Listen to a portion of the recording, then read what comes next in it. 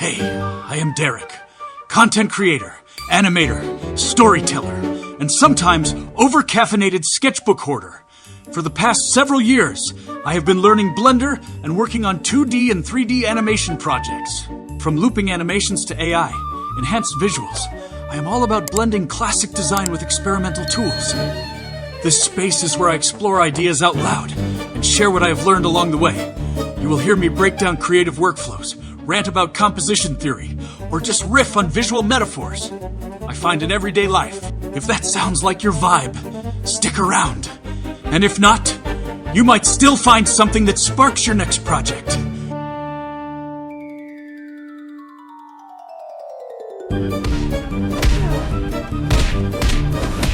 In this episode, I am breaking down a rather unusual technique I discovered to animate a sequence I did not really like in the original. Here is what I had.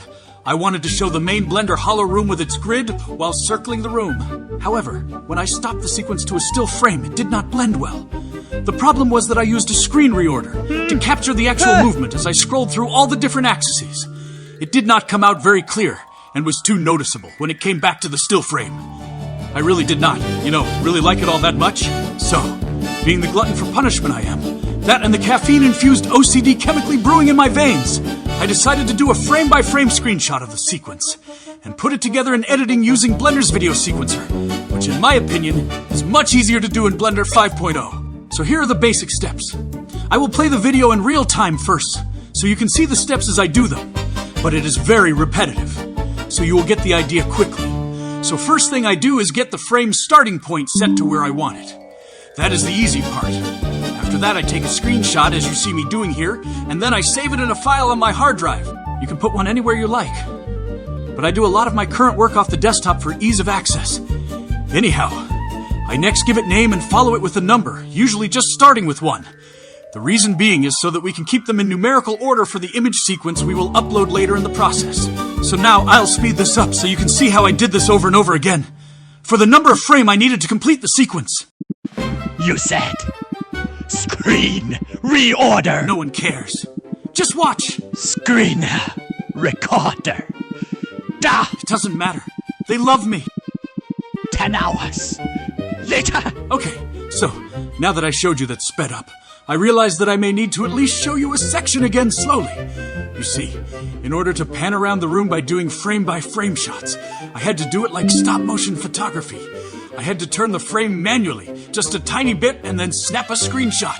Move it again a little bit. Take another screenshot. I had to do this for like 142 frames. This actually took like 2 hours, or some odd time. Talk about a snore chore. Think about just how OCD a guy has got to be to spend his evening snapping screenshots for 2 hours, just to clean up a 5-second sequence. Anyhow, I digress. Here is where all that work pays off. At this point, I have a folder full of 142 frames that need to be turned into a video. How did you do that, Derek? You ask. Well, let me waste your time showing you. I need to turn these into an image sequence using the video sequence on Blender. The first step in doing that would obviously be to open Blender. As that opens, you next need to let your mind wander so that you forget what you were doing for like a minute. Once you remember, go up to the editor type icon thingy and scroll down to video sequency and click it. Video sequency? You can't talk, man. I meant what I sent. At this point, I need to find the 142 files I saved somewhere. For that, click on New, then click on Add, and find Image Sequence. Click it. Then, with all your might, focus on what you are doing like your life. Squirrel! I digress. Find your file, open it. And select all your pics.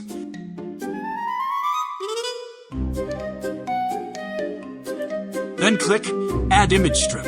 Once you do that, you will have a grouped box thingy that you can proceed to drag over to the beginning of the timeline blue line type thingamabobber. This is where you take pride in knowing stuff. Go to the right box thing with all the things and find the Output Properties tab. This is where you will enter stuff in like you mean it. Scroll down to Output and enter a file name. You will most likely forget, and click on the folder icon on the far right there, and select the file you want to save it in. Then go to Media Type and select Video, otherwise you will render a bunch of images.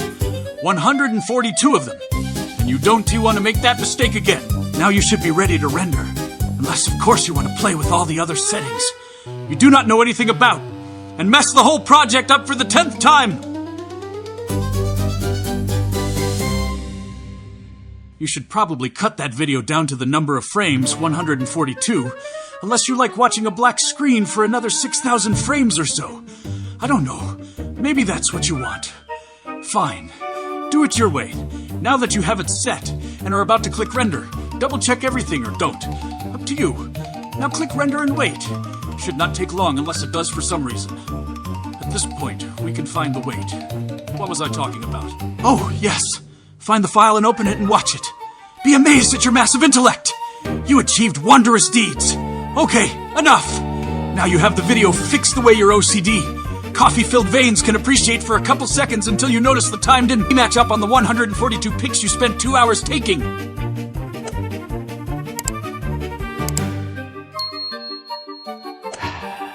Look for hidden stuff. It might show up again in another video. The end.